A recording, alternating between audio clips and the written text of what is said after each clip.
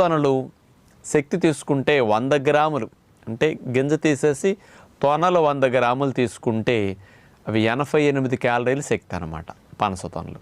ఈ పనస తొనలు 5, 10, 15, 20 మనం అట్లా తినేసేస్తే ఒక ఆహారంగా మంచి భోజనంగా అవి తినేసి కడుపు నిండటానికి బొప్పాయి, కర్బూజా లాంటివి నింపేయచ్చు అనమాట.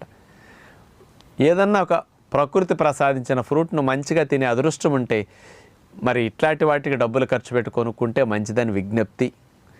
ఈ పనస తొనలకి మనం కొనుక్కొని తినేటప్పుడు గింజలు లోపల వస్తుంటాయి. ఆ పనస గింజల్ని మనం ఎలా ఉపయోగించవచ్చు? మీరందరూ తెలియక పారేస్తూ ఉంటారు.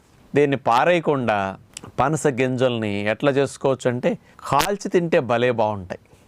నుప్పుల్లో వేసి కాల్చుకోవటానికి అవకాశం ఉంటే చేసుకోవచ్చు. నుప్పుల్లో వేయకుండా కూడా ఇప్పుడు మనకి మందపాటి మూకుళ్ళు ఉంటాయి, పూర్వం రోజులు గుంట మూకుళ్ళు, అలాంటి వాటిలో పెట్టేసేసి మీరు పైన